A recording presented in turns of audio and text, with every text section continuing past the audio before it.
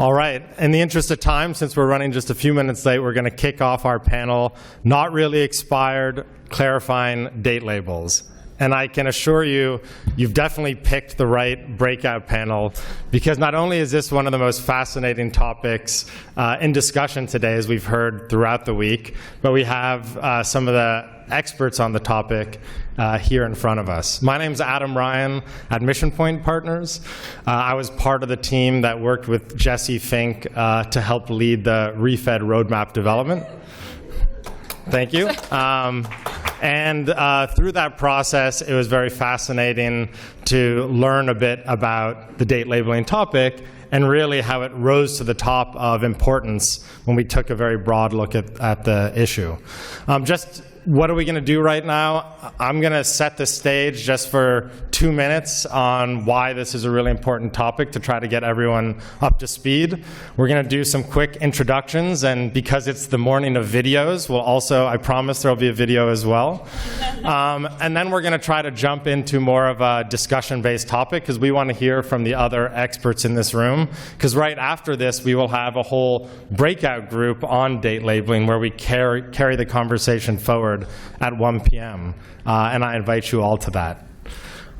So as we've been going around at ReFED talking about food waste holistically, we've realized that date labeling is a very critical topic for 3 or 4 important reasons.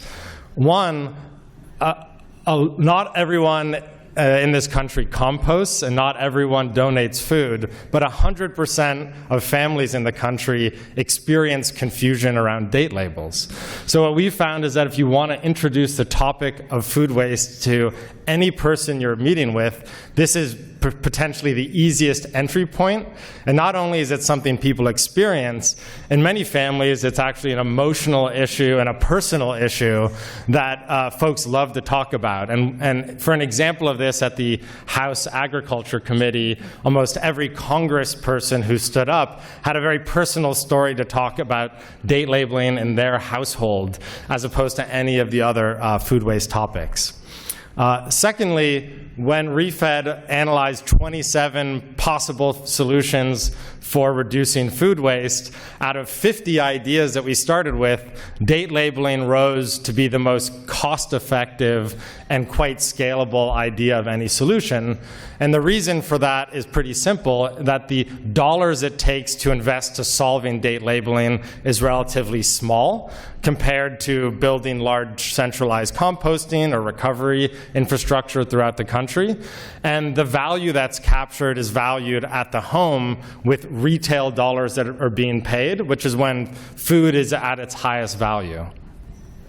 Third, and I'm going to steal a number that Megan and others have used, is that to get in your head how important is date labeling in the whole food waste area, there's the number 8% that's been put out there. And that's a kind of simple math, which is if our best estimates are that 40% of all food is wasted by consumers or in the home, and of that 40% of food, based on Dana and NRDC's great research and Emily's, that 20% of food wasted in the home, up to 20% is attributed to date labeling. Well, 20% of 40% is 8%. And so what we can say is that our best estimate is that 8% of all food wasted in the US is driven by confusing date labels, which either can seem astoundingly high, or you can frame it as, well, date labeling is not a silver bullet. It's not going to solve 100% of the issue, but it's very unique in that trying to compost home by home, for example, is incredibly complicated, whereas date labeling is one kind of centralized issue where a small group of people can make big change throughout the country. I will say another finding of our research is that if date labeling becomes standardized, we won't the next year have reduced food waste by 8%. In fact, other labeling changes or social marketing changes shows that what actually is achieved in terms of change in year 1 could be quite small, maybe 1% of the 8% in year 1, but a large-scale, long-term consumer education and marketing campaign is needed to sustain and achieve that change over time. And finally, on behalf of ReFed, as you heard earlier, the organization we built has really been multi-stakeholder in nature, and this is a multi-stakeholder issue in nature. And that what you find are that labels that are regulated or not at the state level and are issued by food manufacturers are received by food retailers and impact consumers. And so because it's a multi-stakeholder issue, ReFed is at the early stages of exploring how we can play a further role through a technical working group of continuing to bring people together and finding out the complexities about how to solve this problem. So with that, I'd like to turn it over to each of our panelists to spend 2 or 3 minutes introducing who they are in their organization and how they're working on this issue, and then what are the big barriers, because this is such a common sense issue. So many people, once they think about it, say, why can't we standardize? And just talk about why is it so challenging to standardize this issue. And we'll start with Megan. Great. Thanks, Adam. And hello, everybody. I tweaked out my neck, so like this side of the room, I'm going to be giving you sort of the side eye for most of the day, and I really apologize about that. But now that you know, I'll know about my medical issues. We'll get started on date labeling. I'm Megan Stas. I'm with the Grocery Manufacturers Association. We're the trade association based in Washington, D.C. that represents the food and consumer products industry. So those are all the major food and CPG brands. So the Krafts and the Kellogg's and the Conagras and Procter & Gamble, all of those guys. So date labels are the things that are on our packages. And we have been, through our food waste work, through a cross-industry project that we launched with the trade association that represents retail grocery, a group called FMI. And Andy Herrig was here yesterday speaking for them. And then with the National Restaurant Association, we've been looking at this issue of date labels as a solution to food waste and really starting to understand the consumer confusion that's existing right now around the huge array of phrases that's used associated with dates on pack. And Emily's work and Dana's work has been really, really helpful there.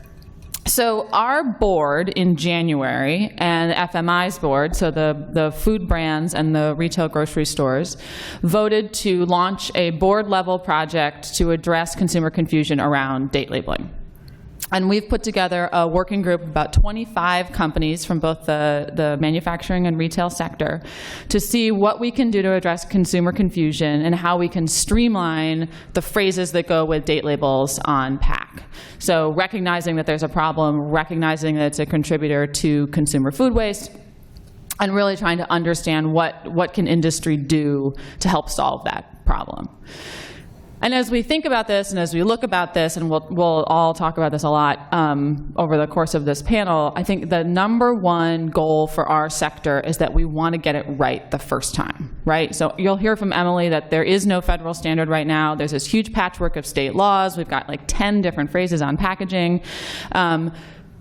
If we're going to make a change to streamline date labels and have this national standard, we want to make sure that the words that we're using and the way we roll it out is effectively conveying the information that we want to consumers, right? We don't want to do this and then 5 years from now have everybody remain confused and have to do it again. So we're looking at all the existing consumer research. We're tapping the marketing and food science people within our companies and on the retail side to really make sure that we're looking at all of the available data, testing consumer responses to different phrases, and making sure that we can get this right. I think Adam, your point about that we have to keep the date labeling issue in sort of this broader picture of food waste is really, really important. There's a lot of interest on date labels right now, and I think it's great that there's a lot of interest in date labels right now, but I think it's also really important, like you pointed out, to sort of set the stage that it's not the solution to food waste, right? We can't sort of fix date labels and be like, all done, food waste solved, right? For those of us who've been here for the past 2 days, we know that there's so many other factors that go into our overall food waste challenge in the United States, right? So date labeling is incredibly important, and we're going to address it, and we think it's important to address it to get that 8% reduction, but I think it's also really important for all of us to remember that there's so much more that needs to be done here. And so with that, I'll hand it over to Carrie, and we'll take questions later. Right? Great. Thanks. So my name's Carrie Calvert, and I'm the Director of Tax and Commodity Policy at Feeding America, which is a very boring title for what I think is an exciting set of issues to work on. You know, we do a lot of work. I'm in Feeding America's government relations team in DC, so our policy work can be fairly broad. It's, you know, protecting the federal nutrition safety net, working to really optimize those programs and increase their reach among America's food insecure. But it's also looking at how federal policy can impact the amount of food that's available for hungry Americans. We've all heard the statistics, you know, a lot of people in need across every county of the United States, so I won't repeat them here, but, you know, date labeling sort of snuck up on us as an issue that impacts our clients. It's not the issue that would come top to mind when I think of federal policies that can really impact food waste and impact our clients and our food banks.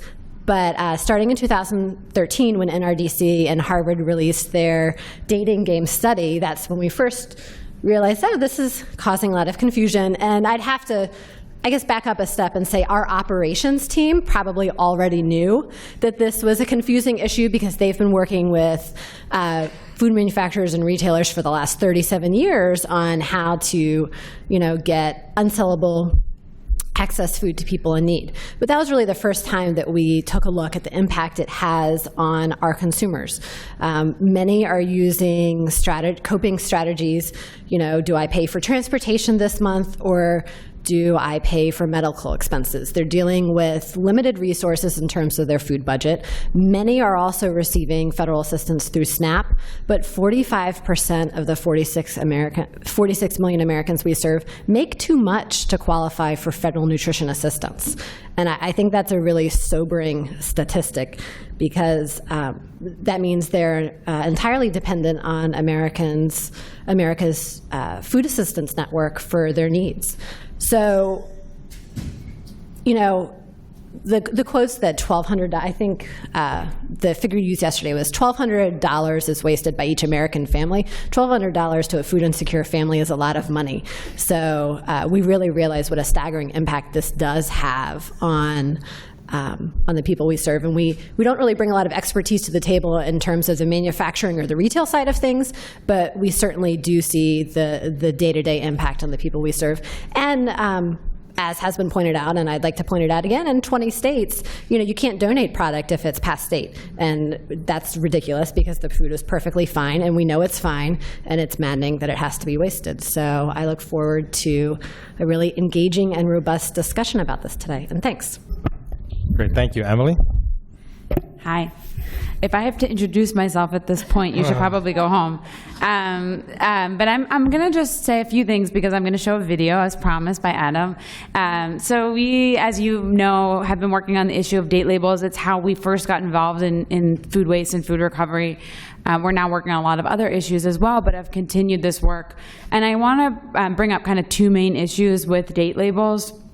And then I'll show this video, and then I'm excited mostly to get into questions and discussion about solutions. But I think there's two main issues that both of my colleagues touched on. The first is the state laws. So this was where we started.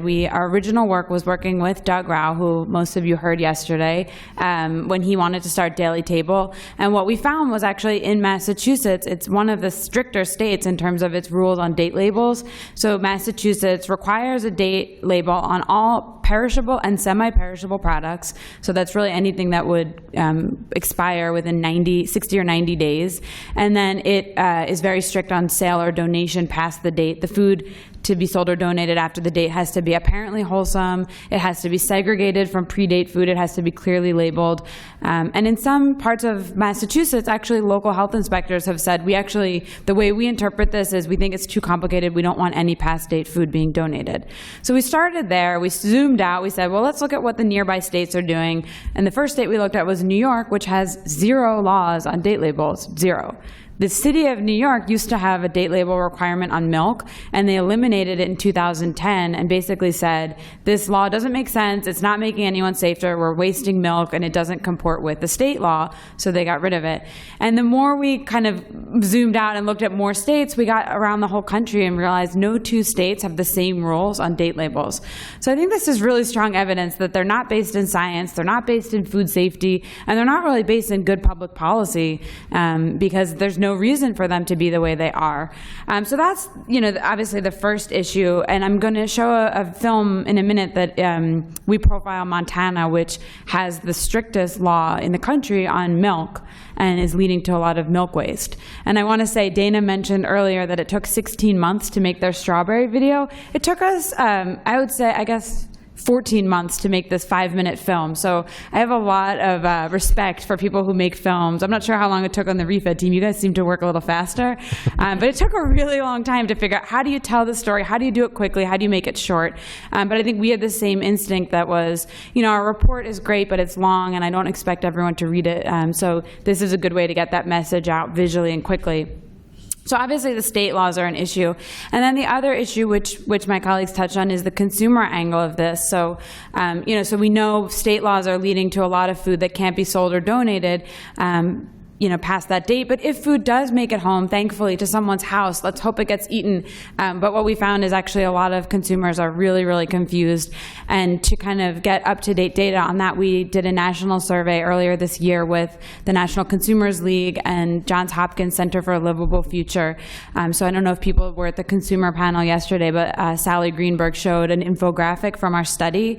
And we found that a third of people basically almost just throw food away if it's past the date, and 84% of people do that, at least for certain foods or in certain situations. They take it out of the refrigerator, look at the date, and put it directly into the trash. And again, these dates are not intended to be an indicator of safety. They're indicating quality, indicating taste. Taste is really subjective. So that was, one of our findings. The other interesting, I think, two other things to pull out from that. One was that a third of people think right now that these dates are federally regulated. So they think they're getting something that has been vetted and means something and is, regulated and standardized in some way.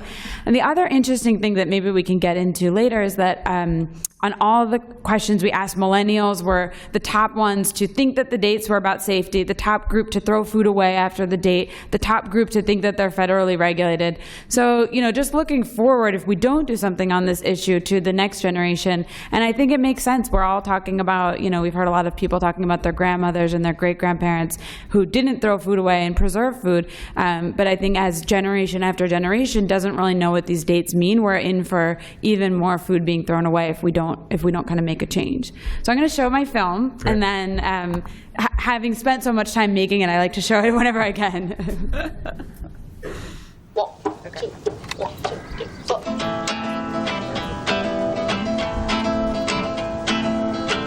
Each year in the U.S., we waste billions of pounds of good food. And much of this loss could be prevented if we reformed our flawed expiration date system. Because what do these dates actually mean anyway?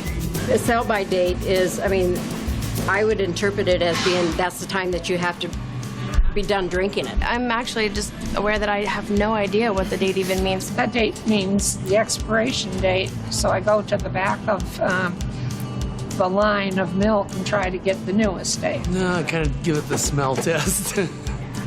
Turns out there's good reason to be confused.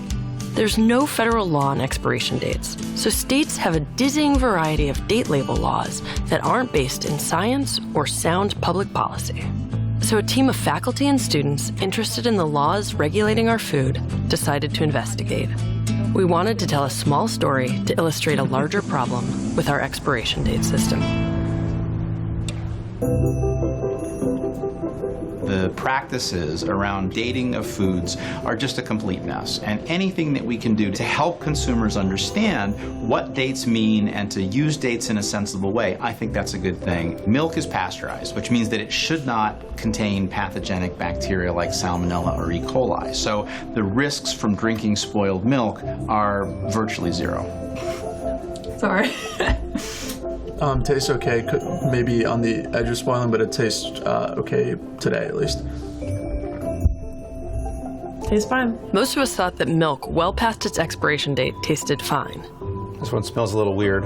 And we learned that spoiled milk, though it's totally gross, Oh, definitely not good. Well, won't make you sick. definitely not good. Would not drink that one. Can I have some water? Most states let the processor put the date on it, but regardless of how good it is, there's nothing on a jug that'll tell you how good the milk is. Even though the date on milk isn't related to safety, Montana law prohibits it from being sold or donated more than 12 days after pasteurization. The standard today is 21 to 24 days, and Montana's still living in 1980, and you're throwing it down the drain when it probably is good for 21 to 24 days. But the 12-day sell-by date tells the consumer nothing. It's just an arbitrary number somebody came up with no scientific backing whatsoever. I hate wasting stuff that is not, there's nothing wrong with it. I have customers that, they think that the sell-by date is a spoil-by date. And really, they should have another week on it. And it's very, very frustrating watching stuff go down the drain that could be going to a needy family. A sell-by date itself, we pour down the drain. We cannot donate it to the food bank, so we don't want anybody getting sick, supposedly.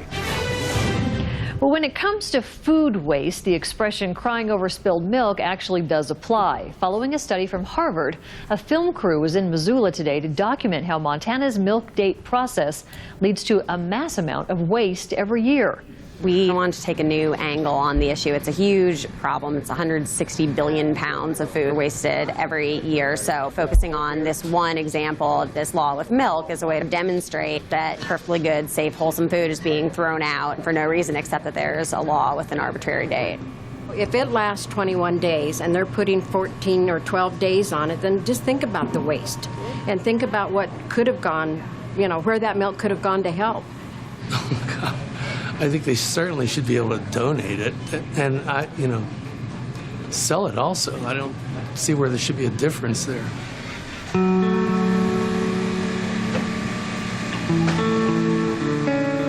Each year, 40% of food produced in the U.S. goes to waste. Our system of senseless and conflicting state laws must go. We need a federal law that standardizes expiration dates across products.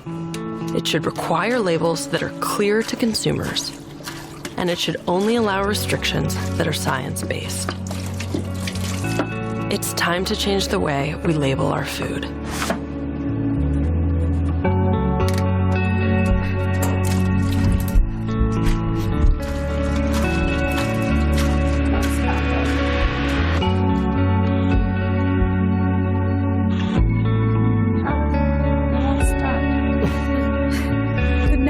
We're going to have a moment of silence with the end of... You can all cry over spilled milk for a few minutes. Obviously, I'm not the tech support for the conference. Well, at this point, we're just done. It's okay. Yeah. Okay, I'll put back up.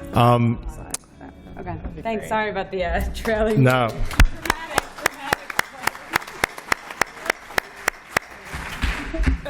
Of the 14 months, many of them were that scene with Emily and her students, studying the issue. That was a very important scene. It's an emotional video, it's very powerful. We have another 45 minutes, and this is a rare time, and it's a rare issue where we actually have will to change, a small group of people, some of them on this panel, who are empowered to be thought leaders to do it. And so what we really want to do, as opposed to just having a panel, is to crowdsource and open up and really get everyone's best thinking in this room on how to achieve it. So similar to what Danny did, what we're going to do is some rapid fire questions from the audience, maybe even 5 or 6. I don't think we need mics, just stand up and talk loud. And just what I'd like to hear is, on this issue, what is your number one question or your number one idea? And before we open it up, I'm just going to tell you some of the topic areas that are on our mind, so you can connect to what are some of the issues that we're going to be grappling with in our breakout group afterwards. there's 4 big topic areas. One is, what should the language be? What are the actual words that should be standardized around? And should those be unified just across the United States? Should we be looking at Europe and global norms? That's kind of question number 1.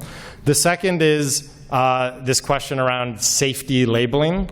It's a complex topic. We heard a bit about perceptions of safety is a critical barrier. The fear of food making you sick is what keeps people from, is what impels people to throw away food after the label's gone in the first place. And so there are questions about what categories of food should have a safety label, how should that be decided, and what are some of the unintended consequences of having specific safety labels. The third question is the path to implementation. So this is what we'll hear a little bit about in the discussion, pending federal legislation to standardize date labeling that just was issued over the past month or 2. And then there's a question, if we don't have federal legislation, is there other things we can be doing to help move us forward?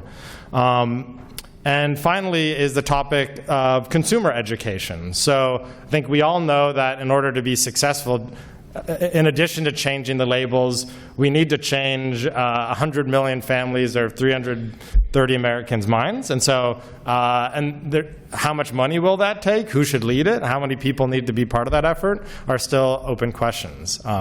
So with that, please, any thoughts or questions? Sir. So I've got 2 questions. I know you said 1, but I got 2. Great. And they're specific to milk, so that made me think. So I've read something online about strips that can actually detect, it's like a chemical strip that can detect whether or not expired milk is actually expired. Yep. So I was wondering, instead of putting like a date on it, what if we just put a strip in it, like make it a part of the gallon, and in that way, in grocery stores can actually say, yeah, sure, it's expired. Yep. Also known as smart labels is another name for that. Yeah, great.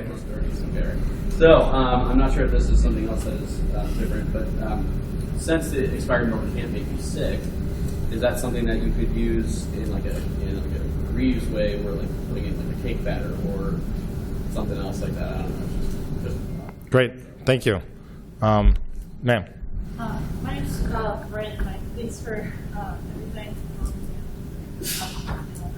I did have a question. I was wondering, with some of the date labeling that's happening today, how come the legislation that was introduced at the federal level hearing that the date labeling is actually hidden?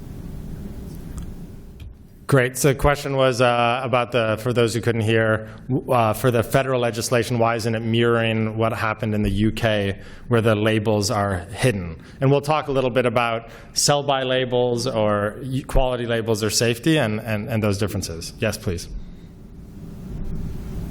So I've been doing some work in this area. We've run some experiments with subjects looking at date labels and how consumers respond to them. One of the things that comes out very clearly is people are responding differentially to the date labels, at least in terms of how they value the product.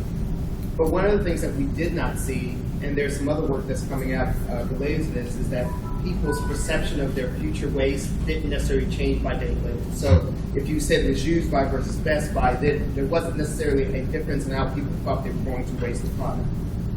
Despite that fact, what we saw and what others are seeing is that you still have people saying, I'm going to throw away some of this product.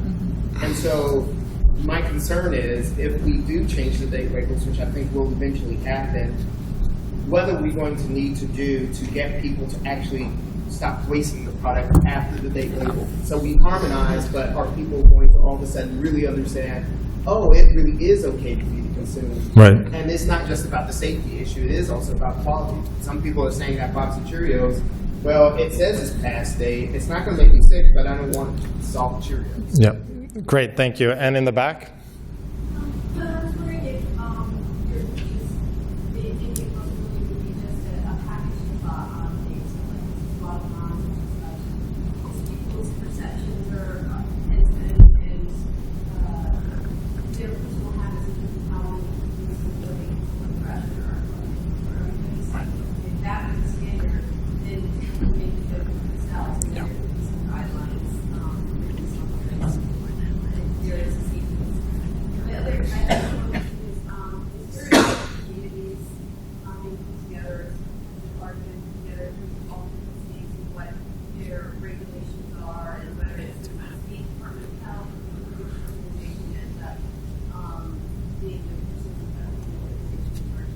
Great. And for those who may not have heard, we got a big room, so we got a project. We're lucky we have mics.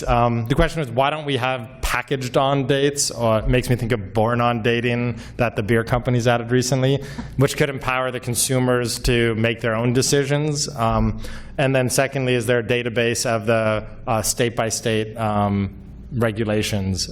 Maybe one or two more. Yes, in the back? So is there concern for unintended consequences in that I do agree there's such confusion over the waste issue. But when I look at Vermont being able to get the GMO labeling, if we put this out there as states need to have common labels, we know some of the big changes happen in the states been able to get through legislation. So my concern is there any thought about the unintended consequences if we make label standard? How would a Vermont tackle GMOs in the future? How would states have that power? Great. And there is some state legislation in California and elsewhere also on date labeling, so it is an issue. Tristram? Yeah, I mentioned it in the last one. I think a parallel track to getting federal legislation is just getting the industry to agree with that delay. And I'm very interested to hear thoughts about that from the panel and the two of them. How quickly can that happen? Okay, and we're just going to have the two ladies here. Sorry, Doug, and then we're going to turn to the panel. Yes? So I'm curious about that as well. I know GMA is working on a voluntary standard, and I love that Emily's video highlights milk, because we know that's a high-impact category.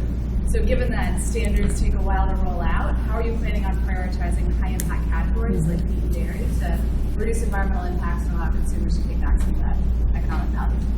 Great. And in the back? Off of your question, I'm wondering what you think is going to be the tipping point for Congress to want to pass this act in the week. We're all at that hearing and we saw some improvements and what is going to change. Great. Okay, so where to start? It's like a fire hose up here. I think I'm going to try to make sure we try to guide the conversation so we touch upon as many of these as we can. I think maybe a quick one is around the 41 states, because it's maybe quick. Is there a database? Is there unintended consequences? How do we think about the state level legislation or regulation and how that links to a federal legislation? Sure. Okay, so the first one's easy. Is there a database? Yes, it is currently in there's the appendix to the dating game report that we published with the Natural Resources Defense Council. It goes through state by state. You know, does the state require dates on certain foods? Are there any restrictions on sale or donation after the date? Some states have specific language that even say food can't be recoded with a new date. Some states don't do that. Interestingly, there's a couple states that actually don't require date labels on any food, but they say if a date is put on there by a manufacturer, then it can't be sold after that date, those are the best ones to me. It's like, okay, clearly we don't know what these dates are, but once they're on there, we don't want that food getting in anyone's house. So that is all in there. We are also working on, we've been doing a lot of kind of state by state, looking at other areas as well that impact food donation, tax incentives, liability protections. So we're hoping to put all of those up in a kind of more easy to use database as well. So stay tuned for that. And then on the other question about the kind of whether to have this be a federal or state decision, I think a couple things to say. First is that the way that federal and state law interplay is unique to each issue. So kind of doing something at the federal level with date labels doesn't really change or preclude decisions on any other labeling issue or safety issue or anything like that. I think we've spent a lot of time thinking about this, and when we first came out with the dating game, our recommendation wasn't necessarily we need a federal standard. It was still figuring out what can states do, what can companies do, and I think what we've really learned is that states do make a lot of food safety decisions, but they don't necessarily do a lot of the research. So a lot of what state decisions on food safety are based on best practices from like the FDA food code and things like that. And so I think that's why we've wound up with all of these state rules on date labeling that are so different from one another and that aren't based in science, because no one's actually doing that research. So there's the same misperceptions that consumers have get in the heads of regulators, legislators. Like we've talked to state legislators who have said, I was having a barbecue and I took out my hot dog bun ones, and they were past date, and I was like, this is horrible that things in this country can be sold past date. We need to protect our consumers. And so, I think that there's a lot of benefit in this case to say, well, we've seen that doing this at the state level hasn't really worked out, and so having something that makes it more clear. The other benefits are it benefits companies to be able to have one standard and not be jumping around when all the states change. And also, if we know that consumers are going to need to be educated to make any of this have an impact, kind of to the points that were made, that's something that the agencies that are here, USDA, EPA, FDA, can help get that message out and make that really clear and invest in education on, I think, a more coordinated way. So hopefully I got all the pieces. Great. Do you have anything to add, or? Well, also the pending federal legislation would preempt all the confusing state laws. So to me, I think that's your greatest bang for your buck, because you can have a clear national standard and then focus on the important facts of really seeding this. It's not only with consumers. I mean, we see confusion when we're doing our retail store donation program. Retail workers are confused. If you've ever been in the back of a retail store, there's not a lot of space. So they're pulling product that and setting it aside for someone from the food bank to pick it up later that day or the next day. And there's not a lot of space as they're getting new product in every day. So having something that's as simple and as clear as possible really would have a huge impact across a variety of stakeholders. Great. And we have we have not only people on this panel, but a lot of expertise in the room. Two members of the House Agriculture Committee are hidden in the back as well. Yeah, and I want to, Adam. What? They appreciate it. I just wanted to make sure. Thank you for joining us. But we have a lot of expertise on federal policy. I'd like to maybe, the two other topics were around the what of the labels and then around the industry side. So maybe around the what of the labels, we heard a bunch of good questions and ideas, which range from smart labels or hidden labels or package by labels. I think I'll throw out my understanding and have the panel challenge me, which is that if you have any labeling based on packaging date or sell-by date, we learned from surveys that consumers have, by their nature, a large portion of them will just throw it out the day after those dates. So the Dating Game and others have said we don't want to have any dates except things related to when the consumer might want to think about taking action.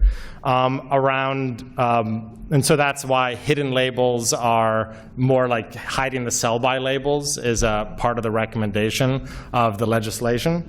Around smart labels, I think a lot of people are excited by that idea, particularly when a product is in high temperature and isn't refrigerated. Could it trigger a warning sign or a red flag? Because more than the time, it's really the amount of time that it's not being cooled that leads food to reduce its quality or add a safety risk. It's really a cost issue today that there is no smart label that we could put on every item of food in the country cost effectively. But there's definitely interest in a lot of research. Even C2 Sense at MIT and other technologies are coming to try to achieve that. And then I think that may have touched upon most of them, but I'd like to open it up if there are any other thoughts on the what of the label. Yeah, I'll talk about that a little bit. I think there's a huge opportunity in tech on labels in a broad array of ways, but I think that's a little farther down the line because that technology is sort of nascent right now. And so I think we're in this space where we need to meet consumers, U.S. consumers, where they are right now, right? And where they are right now is they are looking onto their packages to the date and the words around that date for some guidance on what to do with the food in that package, right? And we know from Emily's work that a lot of people think that those are already federally regulated, right? So they're looking for guidance. And so I think a shorter term step that we can take right now before better tech comes down the line for our packaging to really indicate if food has expired or is no longer safe to eat because it's the way it's been handled or whatever it might be, is to streamline the language that we're using around those dates, right? Because they're not arbitrary, right? And they are really based on a tremendous amount of food science that goes into picking the date that goes on that package, right? That is the food scientist's best estimate of up until that date. It's, the food in this package is going to have the vitamin content that it says on the package. It's going to taste the way you expect your Cheerios to taste, right? They're not going to be soggy, right? It's going to be the quality that you expect. All the nutrition claims that are on that package, right? That they will be there, right? So we want to make sure that we're using that science in the best available way and communicating with consumers. So it's sort of a short-term, medium-term, long-term, right? And we can develop more technologies and better technologies as we go. But right now, we have to meet consumers where they are. Great. Anything to add? Yeah, a couple of things to add. Well, one thing on that point, I think, is, this sort of gets back to the purpose of making the labels on products more clear is that, to Megan's point, this is when you can have a guarantee that this product is going to have the exact qualities we say it's going to, but it gives a lot more options back to the consumer, back to the store, back to the household, back to the food recovery organization to say, okay, now I'm going to take, the milk that might be sour and use it for baking, or use it, it's basically buttermilk, so you can use it for other things. Or some people, what we learned in our milk tasting was some people are much more sensitive. Like, there were 5 of us tasted milk, 4 of us thought it was fine. And as you saw, our food safety expert actually happens to be a super taster, which is a thing. And he was totally grossed out by half the milks. And we're thinking these are fine. I'll take this milk home with me. So, again, if it's a matter, if taste is subjective, if people can do different things, some people are great cooks and can say, oh, here's 20 things I can do with this thing. I'll put a plug in for Dana Gunder's book, The Waste-Free Kitchen, which talks about what you can do with food if it's not, still going to be good for what you originally planned to use it for. So I think it gives the option back to the consumer. It's kind of putting more information in their hands. I think also maybe it's worth saying briefly what the federal bill does, just to put that out on the table. So this proposed bill that's been mentioned a few times, the Food Date Labeling Act, was introduced in the Senate by Senator Blumenthal and in the House by Representative Pingree, who was here yesterday. And it really does 3 main things. I guess if I miss anything that you think is important, you can fill in. The first is that it says all food products will have one of 2 different labels. No food's going to have both of them, but most foods where it's really about quality, about the soggy Cheerios or the smelly milk or whatever, will have best if used by. And that came from a couple national surveys, one done by Walmart and then also our survey that I mentioned earlier, that was really clear to consumers. It's actually not my favorite phrase, but you can't argue with the data showing that in our study it was about 70% of people saw that and thought, oh, that means quality. I know that I can still eat this. So it would have that. And then there's a small group of foods that it would leave up to, in that bill, FDA and USDA to identify that they would say these foods could have a risk after the date, and those foods would have, instead of best if used by, expires on. And again, that phrase came from some of the studies. Ours found that 54% of people thought expires on was safety, and it more strongly leans safety than some of the other labels like used by, which is actually used in throughout the EU for safety. We found that used by 40% of people thought was safety, 42%, I think 42% thought it was safety, 40% thought it was quality. That to me is great evidence of something confusing because half the people think it's one of 2 different things. So the bill would have these standard labels on all food products. The next thing it would do is allow for the sale and donation of past date food that's past the quality date at the state level, so kind of getting rid of these rules that require thrown away milk in Montana. And then lastly, it would have FDA and USDA coordinate to educate people. So I thought that was helpful to put that. I don't know if you guys want to add. There's other things in there, and if there's anything else to it. Those are the major Yeah. ones. Yeah, those are the key. Great. We heard, maybe turn to the next question, we heard maybe turn to Megan on industry action. And one is, what do you think it'll take? Where do we need to go from today to where we need to go for an industry commitment? And maybe beyond the benefits to consumers, we've heard a little bit about how the current situation might actually be adding a cost of business to industry through navigating complex state laws and inhibiting their ability to achieve their food donation goals as well. Yeah, that's right. So the existing patchwork of state laws doesn't work for anybody, right? Industry, consumers, it's just a mess. And that is one of the, not just the consumer confusion food waste situation, but that's also a major impetus for us to launch this big initiative, right, board level initiative, to come up with a voluntary national standard, right? And I think the key there is national, right? We want to have one solution nationwide for all consumers, regardless of where you live. So industry is really committed to this, right? This is something that is really important to us. The CEOs of our companies are focused on this, and it's something that we want to solve. And the trick is to figure out, like I sort of said in my opening, is how do we solve it right? Right? So how do we make sure that we are taking all of these multiple factors into account, right? So consumer behavior, consumer perceptions, food safety, food science, how consumers, move our food around once it's left the retail grocery environment, right? What consumers are understanding in terms of how they interpret language and phrases here in the United States.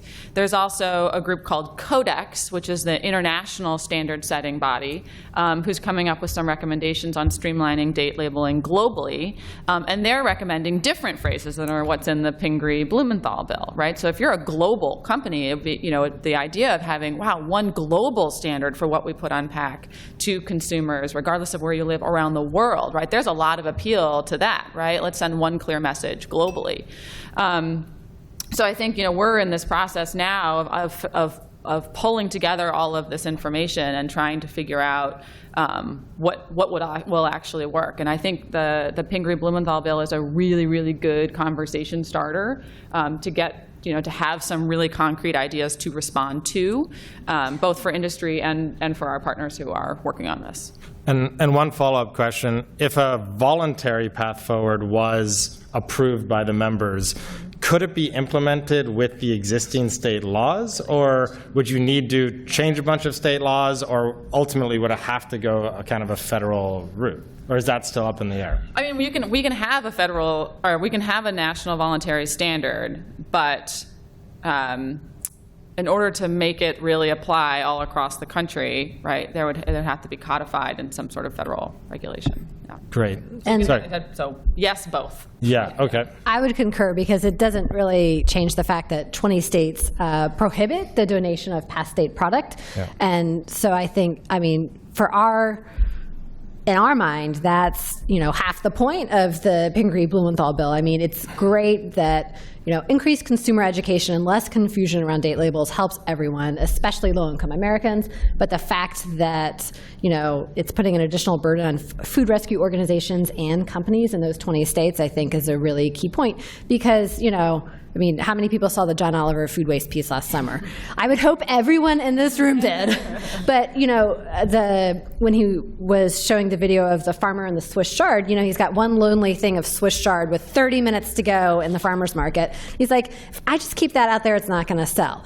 If I completely restock the display with 20 different bushels, I'll sell probably 10 or 12. I mean, how much waste is endemic in our retail system? I mean, obviously, the first thing we see when a retailer will come on board as a national donation partner, once they see what their shrink is, which is industry parlance for waste at the store level, we'll see the initial donations really high, and then they'll settle down as that store level manager sees how much shrink is actually in that store, and they think, how can we do things differently? We may need to change our store level ordering, because clearly we are stocking way too much of this product if we're donating this much. So, just simplifying that for retail workers, I think, would be a big win. I agree. And one more question, then we'll open it back up. The last question was around the federal legislation. I think a lot of people are wondering, is this going to pass? Is this not going to pass? Maybe what should people be thinking about? Should they be spending their time trying to learn more or support it? I know that's a tricky question with anything, but any thoughts on that or any comments? Well, I don't mind taking first crack. And to be clear, I speak for no one when I say this. So I think the legislation is a great opportunity to, at the very least, educate members of Congress about this issue. I mean, the fact that this is seen as a bipartisan issue that members care about, I think that's a win just right there, because I don't know if you've paid attention to what's going on in Congress, but there aren't a lot of bipartisan issues that everyone loves. This is one of them. We don't want it to be wrecked, so we want to continue to engage members in a positive manner in this. My personal opinion is that it's an election year, and it's going to be really, really hard for any one piece of legislation to see a quick path forward. That doesn't mean, though, that you shouldn't be talking to your member about how date labels are confusing, and you think a national standard, if you believe that, which most of us do up here, that a national standard would be helpful.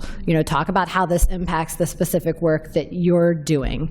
Talk to your member of Congress and their staff about it. Engage in local coalitions with industry, with nonprofit, and educate them about it. But I don't necessarily think we'll see a bill enacted in 2016, and I think that's okay. There's a lot of issues happening. I hadn't even thought of the fact that Megan just mentioned that Codex is looking at international standards, and that's so true. I mean, you want if we're simplifying it in the U.S., then you want to make sure that that's also going to work for international food companies as well, because the supply chain is so interconnected at this point. And if we have a lot of U.S. food companies that are also multinational food companies, why would you, in trying to simplify our system, maybe create additional confusion? Emily? Yeah. I'll say just one other thing. I agree with everything Carrie said. I think one thing is, who knows? I'm not convinced that the bill is going to pass exactly what it looks like right now. I think, as Megan said, it's a conversation starter. But if you have up here academia and nonprofits and industry, and I don't know what to call you a representative of, Adam, but we have a really good cross-sector all saying we need to do this, and sort of saying like, federal legislation at some point, maybe after industry is organized, will make this a lot better and easier for everyone, then I would be really disappointed if we weren't able to get something passed. Like, to me, that would be total failure. So I agree it's not, I don't think it's going to happen with the election, everything really quickly, but I think I'd be disappointed in our efforts if we weren't able to do something over the next few years. So I'm holding us accountable. I like it. And I'll have to think about what I am as well. Okay, we have about 15 more minutes, and maybe we'll take a couple more questions. And we'll start with Doug. I will say, as opposed to questions, I'd love other ideas. We heard some great research that's going on. Are there other research efforts you think would be a good idea? Other stakeholders we should be engaging? Doug, let's start. So this is mostly addressed to Megan. In my previous role in business, I'm concerned that we're going to rename things and not change things. In other words, corporations rightly in America are going to be sued. And if all we do is change a, best buy, sell by, use by to a best before or best flavor, and they worry that if someone eats that product 5 days later and gets sick, then what are the legal ramifications on that? Are they going to get sued? What brand damage is going to happen? What I'm worried about is what are we doing here to make sure we really achieve the goal as compared to just changing some words. And I will say on that, I think that when I started in Trader Joe's in the 70s, almost nothing had flavor. Eggs were not refrigerated. People actually trusted their senses a bit more than that. Tylenol Tylenol incident in Chicago, early 80s, still walking on possibilities of dollars and for other seals ever since then. I think changed. It was a fundamental shift. And since then, we don't trust food supply, we trust in senses. So I just worry, what's the thought process? How's the industry going to really respond? Are they going to get overreactive and just got more conservative? And in essence, we're still throwing out billions of pounds of food that is way past its And before we put Megan on the hot seat, Doug, with your long experience in industry, do you have any ideas you want to share beyond this labeling standardization that can alleviate the liability fears? Well, a couple of things. Liability is into the Good Samaritan Act. They went out and said, hey, if it wasn't intentional harm, good faith, if you've got some science here that shows that, after all, where do you come up with codes? Since Trader Joe's is basically majority private label, they determine our date score. Like, we send it off to a lab. The lab does, accelerated heat like test, and so it comes back and says, hey, the refrigerator design is good for EPA. So then it's completely arbitrary for the food producer, or in this case, the retailer, we go, you know what, let's put 14, let's put 12, let's put 7. Let's do something that gives this extended window past that date, so we don't have to make someone sick, they take it home and go eat right away. So one of the things is, are there legal ramifications, even if it's listed? For the social good, for the environmental good, etc. We're going to make the laws make sense around when they're reliable or not, and not hold you as accountable. And I still think the brand damage that happens with the taste competition, and all manufacturers are worried about, I want people to love our product, I don't want them to eat it when it's just potatoes all night. It's awful by law. I think that the most manufacturers can still be biased towards moving that bar down where I got peak flavor. I guess my concerns are around what do we do to get manufacturers really, and retailers that matter, to really play along. Yeah. And, you know, I think there's liability issues. Yeah. I think there's taste and flavor and brand issues. The foods, I think the most customers don't know. I worry about a pack on date, for instance, that'll get it done. Yeah. Okay. And I'm gonna, in the interest of time, because we only have 10 minutes, I'm just gonna turn it over because it's a very good question. I think to rephrase it, even if we get the language standardized, if manufacturers empowered to set the date, aren't they incentivized to set it as early as possible, ultimately?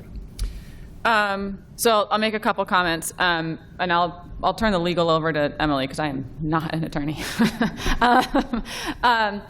So I think, Doug, your concept here of we have to do more than just change the words is really, really important, right? Because I think Adam, you teed this up a little bit. We can streamline the phrases, and we can do that nationally, but until we have told consumers that A, that we did that, right, and B, what they now mean, right, that consumer education campaign is critical. And I think that it's really exciting that we have so many people and partners and potential partners who are interested in this subject, so that once we do figure out how to get it right, there has to be a really major consumer education effort to go with this, right? I mean, it's going to take a long time, right? Changing consumer behavior takes a long time, and educating consumers takes a long time. So I think the consumer education piece here is really, really critical. And then I think in terms of industry setting the date on the package, I have a couple things on that. So one, industry food scientists are some of the best in the business, right? And they really do know at what date the quality of this product is going to degrade, right? They're going to, Doug, you outlined a bunch of them, right? There's heat tests and light tests and all the rest of these tests, right? They go into this is what the date is going to be, and after this point, it's going to degrade. And I think the question for us is, we have to keep the big picture in mind. It's just, especially around reducing food waste, we want to help consumers eat the food they've already bought.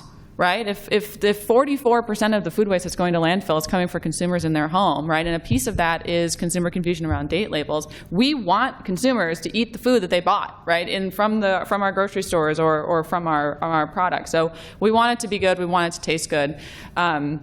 And we want to make sure that they understand what those phrases are. So I think there's obviously great incentive for us to reduce consumer confusion, and we also want consumers to have their cereal taste the way that they expect it to. And I think those two are not mutually exclusive. Anything else to add, or? I'll try on the legal side to wade in a little. I think two things on that. One is around sort of this question of liability, and I think it comes up in this context. It comes up with food being donated. I mean, it's something that I think a lot of people struggle with. So I certainly think there's both a lot of opportunity to make things clearer and help people understand them.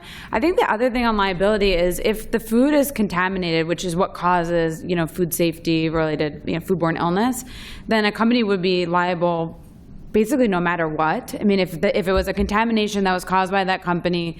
So, I think getting that message out that it's, if people eat the food after the date and they contaminate in their own home, things like that, then that's not going to be on the company. But I do think it brings up a point, which is why one of the ideas here is to make the list of foods that get that safety label a limited list that would be determined by the lead government agencies. So this actually was based on the experience in the EU and the UK. Was there's also a dual labels, one quality-based one and one safety-based one, and it's up to the manufacturers to decide, is my product a quality-based product or is it one where it needs the safety-based label?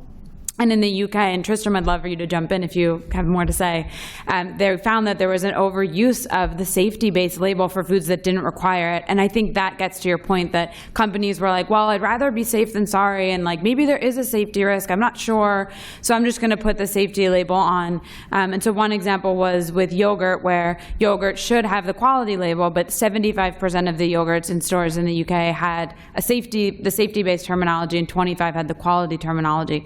So I mean, talk about being even more confusing to consumers. So I think that's a place where that will really, we know that that's a question and an issue for manufacturers and retailers. So like, let's make it easier for them to know which one of these labels to use. So I don't know if that gets to it. And I don't know, Tristram, if you want to say anything else about the UK experience. Yes, that's absolutely right. And on top of the issue that you just mentioned, sometimes a product, like a cold meat product, that should have safety data on it, carries that because it's not that risk, but actually the date that is set is not the date that microbiologically dangerous if the date that the pastry manufacturer decided that that sausage roll pastry is not a public Christmas. So in fact the date set is a quality assurance date even though the label is the safety. The comeback to this, and it applies equally in Europe as it does here, is that there is already legislation saying you're not allowed to confuse customers. And if you're confusing a customer, you could make the argument by claiming that this stuff is going to be dangerous and put a use mark with a safety date on a product that shouldn't be happening yet. You're confusing customers. That's already illegal. So whilst I do think it's a concern, I don't think it's Great. Mary had a... Yeah. Sorry, go ahead. Just real quickly, I think if you just touched on it, the safety date versus the quality are absolutely necessary to get right. And USDA has some great information on that safety date already. We absolutely need to rely very, very heavily on the good research and data that's out there.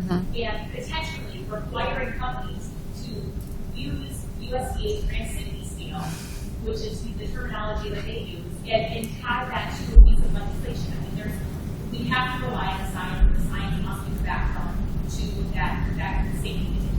So that's all. Thanks, Mary. Thanks, Mary.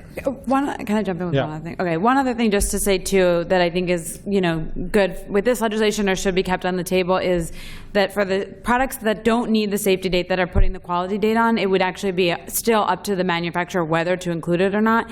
So if they choose to put one on, it has to be standard language. And I think that's really helpful as well because we've actually talked to, in some of the states like Massachusetts and other states that require dates on certain foods, there are a lot of really small producers who are just starting, maybe they're like just getting something into one store, and they've said, we don't right now, we're not scaled up to be able to do any of these testing. We don't know what we're doing. We're literally just like, well, maybe a week when they put a date on. And again, I don't think that is like across the board. I mean, as Megan said, and as Doug said, companies that have been doing this for a while know what they're doing, but I do think it's important to remember we don't want to stifle innovation or small companies or whatever, so giving them that option if they don't need a safety date to kind of figure out when they're ready to actually put something on there that's linked to some evidence.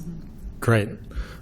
We just have a couple more minutes, so what we're going to do is take 3 more questions and then kind of let everyone say their final piece. And for people who want to learn more about the Rancidity scale over lunch, I think Mary's going to host a table on it.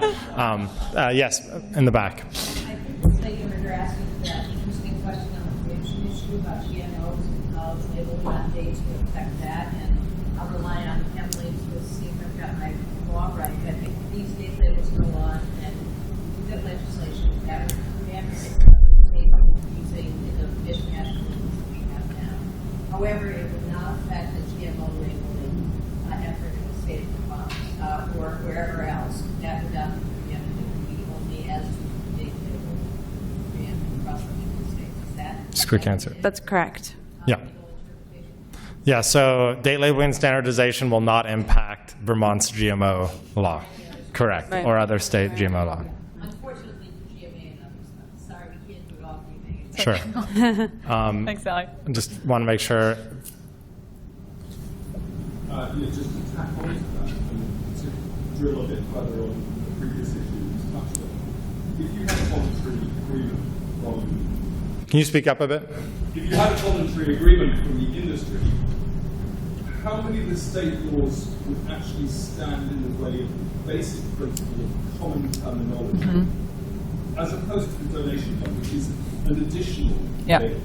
I would argue that were you to have a voluntary agreement that very clearly clarified the two different dates, it might become easier, set aside the federal legislation, to convince state legislators that there is a difference. It's very clear, and the stuff is perfectly safe. So setting that issue aside for the moment, how many of the state laws would actually prevent common terminology being used nationally? Yeah, Emily, real quick. To answer that question. So it depends what the common terminology will be. So we've actually looked at it before for, I forget, we tried to run it with one common label, and there were 15 of the of the 20 or of the 41 states, 20 of them, that was one of the enumerated labels that was allowed. And some of the states say any terminology is allowed, but here's what you have to do and what products need it. And some of them actually say the words need to be best by or sell by, which drives me crazy too, that some of them, the sell by is the required language. That just seems, again, talk about confusing labels.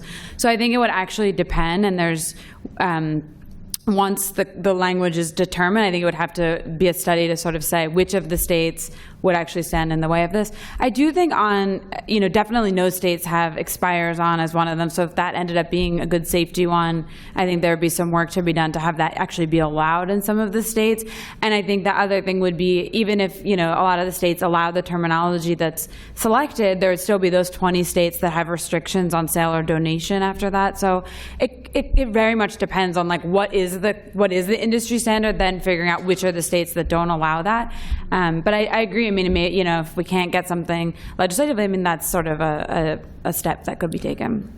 Great. And in our last minute, sorry, because we're out of time, I'm going to allow each panelist to say maybe parting words. And this is a very powerful audience in terms of getting to spread the word in the food waste prevention and recovery community. What is the one message you think that everyone here should be bringing back when they're in their other conferences and other meetings on the topic? I would say that this is one of those issues that the more I work on it, the more I realize the devil's really in the details, right? I mean, we can all get behind the concept, right? We need to streamline language. We need to help reduce consumer confusion. But the more we dig into it, the more we peel back those layers of the onion, we keep coming up with more questions than answers. But I think we can absolutely get there. But this is definitely one of those, wow, streamlining date labeling is going to be more complicated than we had sort of initially thought. Doesn't mean we shouldn't do it. We can absolutely get there, but it's hard. Yep. Carrie? So I agree. I mean, the devil is in the details. So a few things. As an ad hoc coping mechanism, I have an example from the Capital Area Food Bank, but a lot of our food banks are producing educational materials. I've got some copies up here if you're interested. It's a PDF, something that's, your food recovery organizations are welcome to use. Just explaining what sell by, use by, best if used by, closed or coded, what this means, and then also, what quality guidelines are, what does the federal government say, how can you sort of use your own judgment in deciding, is this product okay? Because, there's a lot of confusion, and we work really hard in the food recovery community, no matter what your scale, whether you're a food rescue organization or a food pantry or a food bank, we all work really hard to make sure our clients are educated on, what the dates of the product that's donated and given to them mean. And then my second piece, I guess, is a lot of the issues that we've discussed over the last couple of days come back to an overarching theme of awareness and education, whether it's liability protection, although that could maybe be federally strengthened, or tax incentives, or date labels, and having clear standards that you can actually would just make that already enormous educational effort all the more impactful. Great. Great. Emily? Yeah, I think two things. One, kind of drawing on that point about education, that, I think we said earlier on that date labels could account for 8% of change if we standardize them.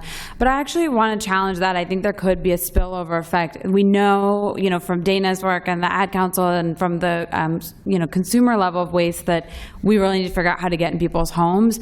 And I think that getting people aware, putting out a campaign saying, here's what these new dates mean, here's what you should do, here's why food waste impacts you, can be another step in people actually wasting less of other foods. And I've certainly seen that in people we've worked with on educating them about date labels. Then they've come back and said, I realized I was wasting all this other food too after you mentioned that. Now I'm like taking my wilted lettuce and doing whatever, cooking it into a saute or whatever they're doing. So I do think there could be, there could be broader impacts to making this change and educating people. And I think the last is just, as I said before, I think we should hold ourselves accountable to do this because we have the energy to get there, and I do think we have to figure out the details, but if we don't get there, I think we're all on the hook for it, and that goes for all of you too. Great. And I'll just add one comment on this, which is I would challenge you to think of another issue where we can raise tens of billions of dollars of spending power to consumers with a large concentration in low-income families without increasing taxes or government spending. I think that's the power of this issue, and would like us all to thank our panel and thank you for attending.